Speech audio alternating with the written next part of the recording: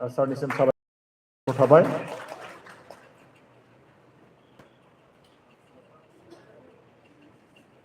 মই এতিয়া আপোনালোকৰ আগত চিনাকি দিব ওলাইছোঁ আমাৰ 5th Gurudev Kalicharan Brahma Award 2023 awardee Shri Yadav Payeng sir, the forest man of India. তেখেতক নিজৰ চিনাকিটো দিবলৈ অনুৰোধ জনালোঁ আৰু বিথাংखौ গাংसे আৰ'নাইজों বৰাयनाय जाबाय।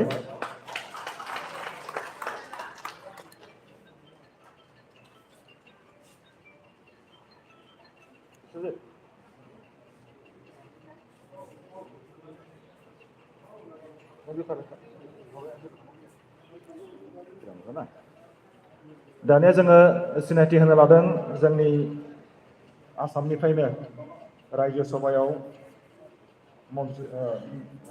मिनिस्टार मेम्बार अफ पार्लियामेन्ट मानगोनां मेम्बार अफ पार्लियामेन्ट मुस्रि रोनगोरा नार्जारि सार, बे सारखौ गावनि सिनायथिखौ होनो थाखाय आं गुरैयै खावलायबाय आरो गांसे आर'नाइजों बे सारखौ बरायबाय।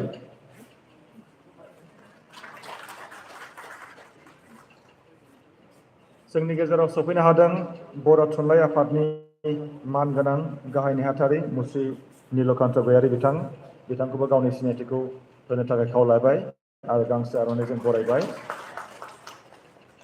जोंनि गेजेराव नुजाफैदों क'क्राझारनि मानगोनां MLA मुस्रि लरेन्स इस्लारि सार, बे सारखौबो गावनि सिनायथिखौ होनो थाखाय आं गुरैयै खावलायबाय। जोंनि गेजेराव दङ बिटिआरनि मानगोनां EM डक्टर नीलोद स्वर्गियारी, बे सारखौबो गावनि सिनायथिखौ होनो थाखाय खावलायबाय आरो गांसे आर'नाइजों बिथांखौबो बरायबाय।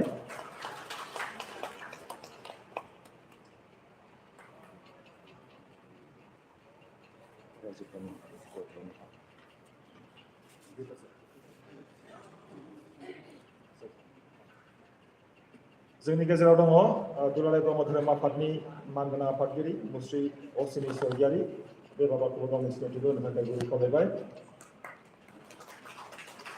दुलाराय बर' फरायसा आफादनि पाब्लिक रिलेसन सेक्रेटारि मुस्रि सोमदोन ब्रह्म, बिथांखौबो गावनि सिनायथिखौ होनो खावलायबाय आरो गांसे आर'नाइजों बरायबाय। दिल्ली बड' एस'सिएशननि बोसोनगिरि मुस्रि दालिम चन्द्र ब्रह्म, बिथांखौबो गावनि सिनायथिखौ होनो गुरै खावलायबाय। बिथांखौ जौस्राङाव फैनो थाखाय गुरुदेव कालिचरण ब्रह्मनि जोनोम सान दिनैहाय 1964 थि जोनोम सान आरोखि बियो। जोंनि गेजेराव दङ आं दा दिल्लीयाव दंफैयो दिल्ली बर' बाथौ गौथुमनि मानगोनां आफादगिरि आरो बिथाङा सासे साइन्टिस्ट, जोंनि गेजेराव डक्टर निराला अंसारि, बिथांखौ जौस्राङाव फैनानै मासि लाफैनो खावलायदों।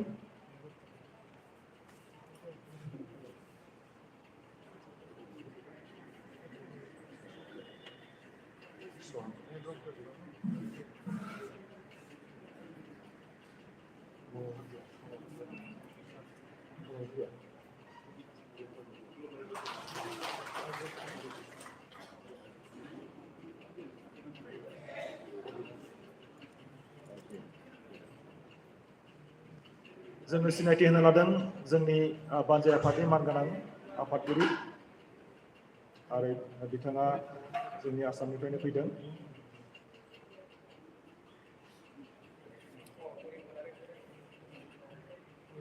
मुस्रि बिजितगोरा नार्जारि, बेयो जोंनि बानजाय आफादनि आफादगिरि, बिथांखौ गावनि सिनायथिखौ होनो खावलायबाय आरो गांसे आर'नाइजों बरायबाय।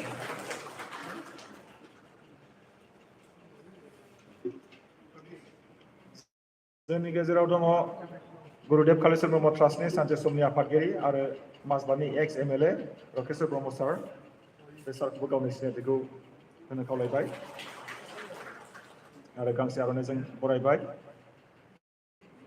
जोंनि गेजेराव दङ सानसे समनि MLA मानगोनां MLA मुस्रि सन्धि बसुमतारी, बे सारखौबो गावनि सिनायथिखौ होनो खावलायबाय आरो गांसे आर'नाइजों बरायबाय। जोंनि गेजेराव दङ मानगोनां बिथां उर्खावगोरा ब्रह्म सारनि अनजालि बिसि जसना ब्रह्म, बे मेदामखौबो गावनि सिनायथिखौ होनो थाखाय खावलायबाय आरो जौस्राङाव फैनो गुरै खावलायबाय।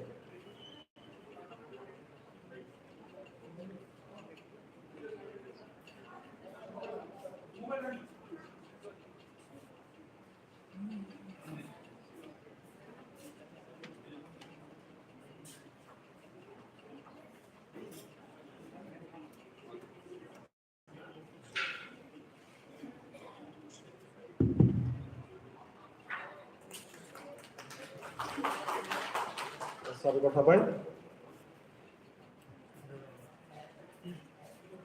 Now may I request Dr.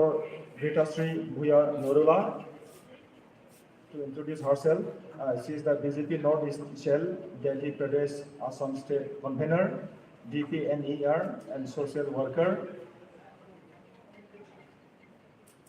बिथांखौ गांसे आर'नाइजों बरायबाय।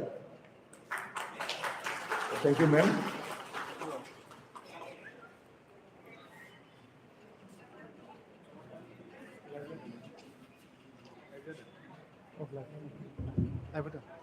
जोंनि आलासि सिनायथि होनायखौ जोङो दोनथ'बाय। दसे उनाव आलासिफ्रा जोंहा सफैबावगोन।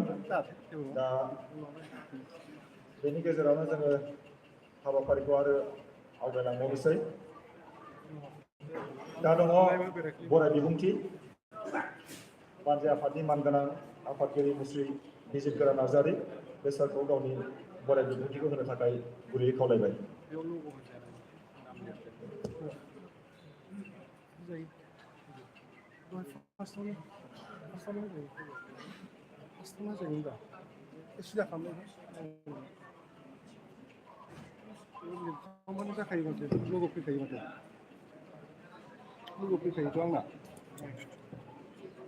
मानगोनां न'खर आरो गेदेमा मानगोनां नोंथांमोन जाय सिनायथि होबाय थादोंमोन आङो बे बाबाखौ सिनायथि होनो नंदों। बाबायानो जाहैबाय गुरुदेव कालिचरण ब्रह्म ट्रास्टनि आफादगिरि आरो क'क्राझार गसाइगाव बिएड कलेजनि गोरायुं डक्टर अजित बर'। आं बे बाबाखौ गांसे आर'नाइजों बरायनो आरो बे बाबाया गावनि सिनायथिखौ होनो थाखाय खावलायबाय।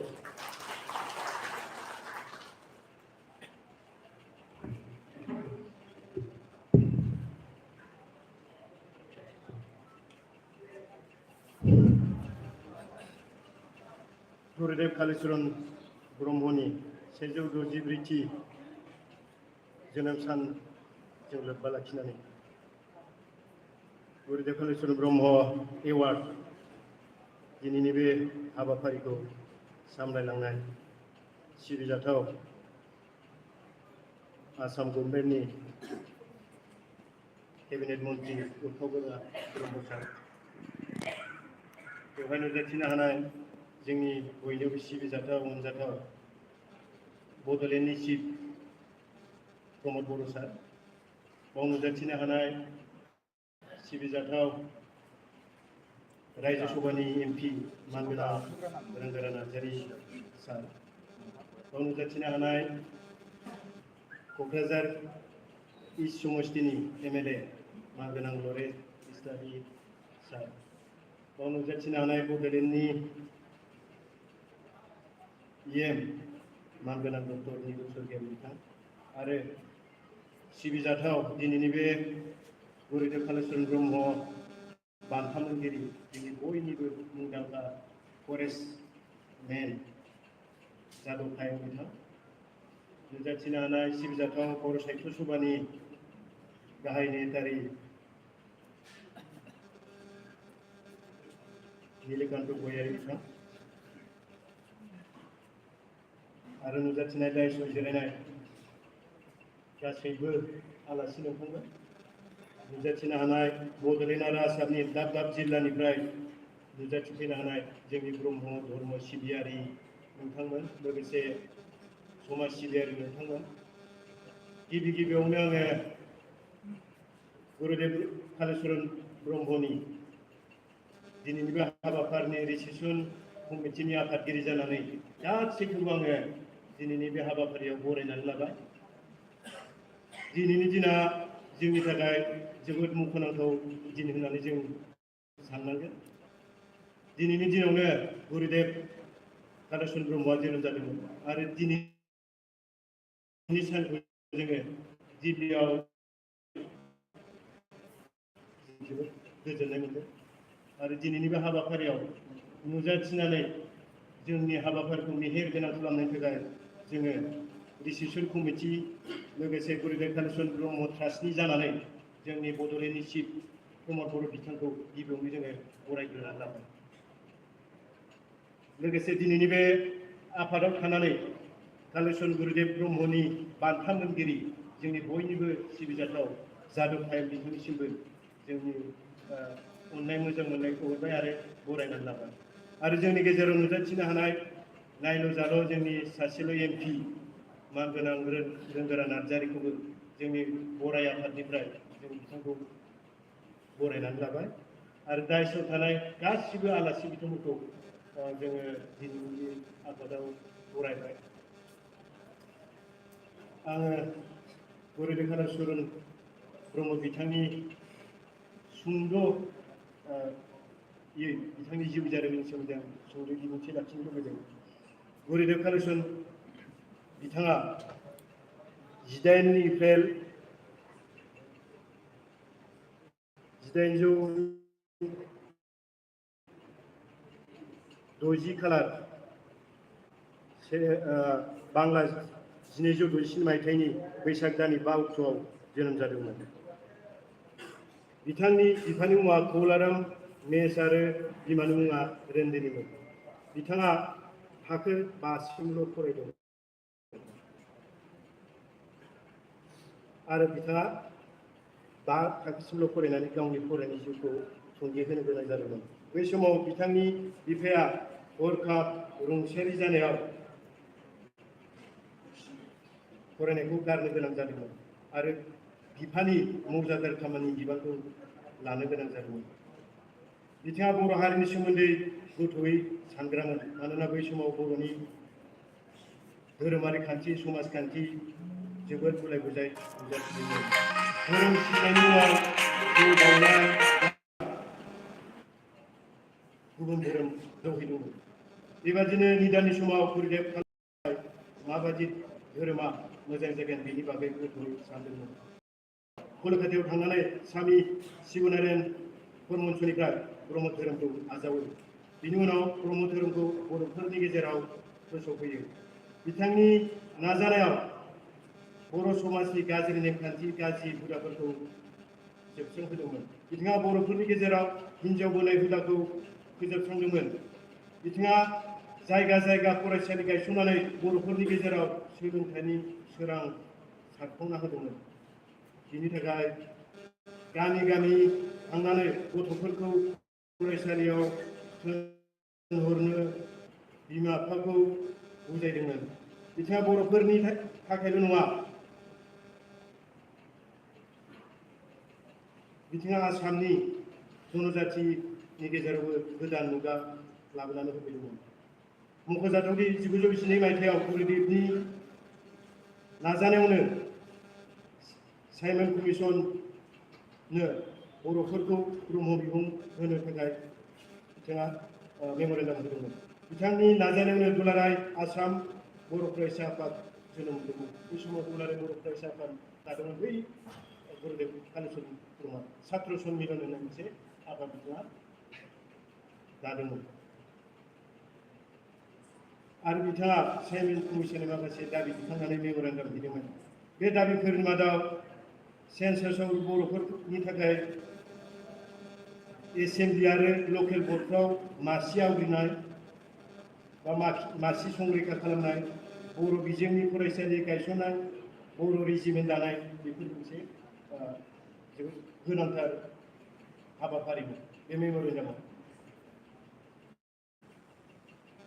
बिथांनि नाजानाय फिथाइ महरै 1936 मायथाइयाव रुपनाथ ब्रह्मआ MLA जानो हादोंमोन। गुरुदेबआ धोरोम गुरु, समाज गुरु, रांखान्थि गुरु आरो राजखान्थि गुरुबो होनजायोमोन।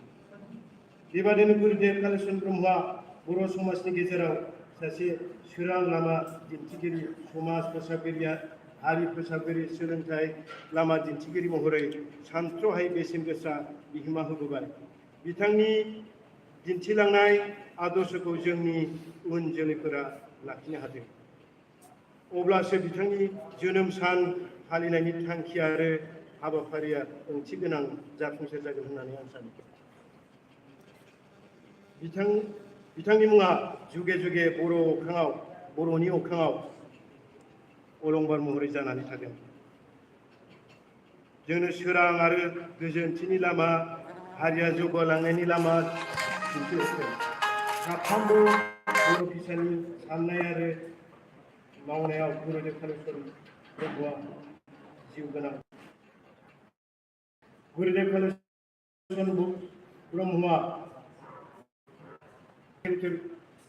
रिजननि सोरखारजों हाबाफारिखौ खुंनायाव आरो दिनैनि बे हाबाफारिखौ जाफुंहोनायाव जोंनि मानगोनां बड'लेण्डनि चिफ प्रमद बर' बिथांखौ आङो दिनैनि डिसिसन कमिटिनि जानानै साबायखर बावहरो आरो बिथांखौ आरो खनसेबाव दिनैनि बे हाबाफारियाव बरायनानै लायो। गुरुदेव कालिचरण ब्रह्मनि दिनै 10 एप्रिल 2003 मायथाइयाव कमिउनिटि